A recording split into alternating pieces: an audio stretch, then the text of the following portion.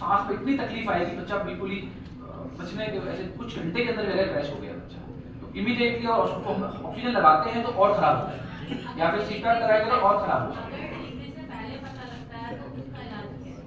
उसका ये है कि एटलीस्ट खराब नहीं होने देंगे, इमीडिएटली इंट्यूबेट करके वेंटिलेटर पर लेके पीपीएचएन नहीं होने का, जो डॉक्टर साहब बता रहे थे कि पीपीएचएन ज्यादा मारता है बच्चों को, तो पीपीएचएन नहीं होने देंगे बच्चे को।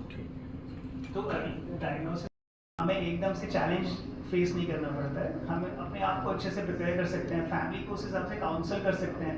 एक टर्शरी केयर सेंटर में जहाँ पे न्यूरोलॉजी की फैसिलिटी है, जहाँ पीडियाट्रिक सर्जरी का फैसिलिटी है, वो उनको हम काउंसलिंग में बता सकते हैं कि डिलीवरी वहीं की होनी चाहिए, है ना। तो ये सब चीज़ें बहुत इंपॉर्टेंट है मैनेजमेंट में। सबसे इम्पॉर्टेंट है लेवल 1 स्कैन, उसके बाद लेवल 2 स्कैन।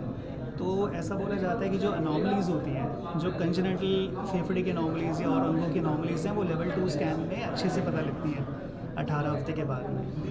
तो हम आपको यही सुझाव देते हैं कि एक तो अच्छी जगह से लेवल 2 स्कैन कराएं, और pregnancy should be booked pregnancy. Booked pregnancy का मतलब है कि रजिस्ट्रेशन में बच्चे का नाम, माँ का नाम होना चाहिए, जच्चा बच्चे का नाम।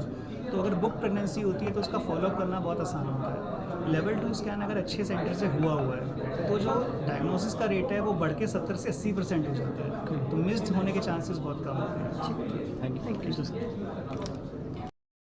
एक तो मेडिकल सर्जिकल टीम एक साथ में आ जाए, INO इनहेल नाइट्रेट ऑक्साइड जैसे थेरेपी जो है, जो बच्चे को स्टार्टिंग में चाहिए, वो फरीदाबाद में और कहीं है भी नहीं। तो अगर ये हमारे पास ना होती, अगर इतना बड़ा हॉस्पिटल नहीं आता, तो बच्चे शायद हमारे पास बच ही नहीं पाते, क्योंकि हमारे पास था ही नहीं उसका।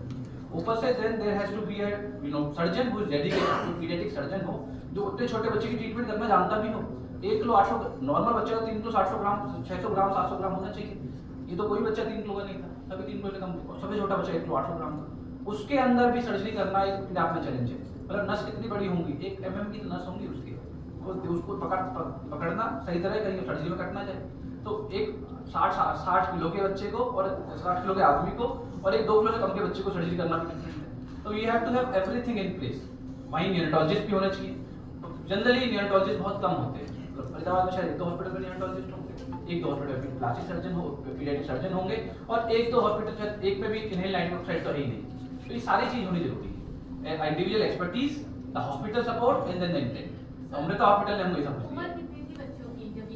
ये अच्छा करते हैं, और जिंदगी में जैसे आप लोग हम लोग रहते हैं ऐसे रहते हैं। तो इसका सर्वाइवल रेट कितना है? सर्वाइवल डिपेंड की कितना सिक था। अगर वो पूरा ऊपर चढ़ा हुआ है, राइट साइड का है, बहुत बड़ा डिफेक्ट है, बहुत छोटा बच्चा है, या पल्मोनरी हाइपरटेंशन बहुत सीवियर है, तो survival can be very low also, but average survival हम 80% बोल रहे हैं, depending on the expertise of surgeon and neonatal care. ठीक, थैंक यू सर।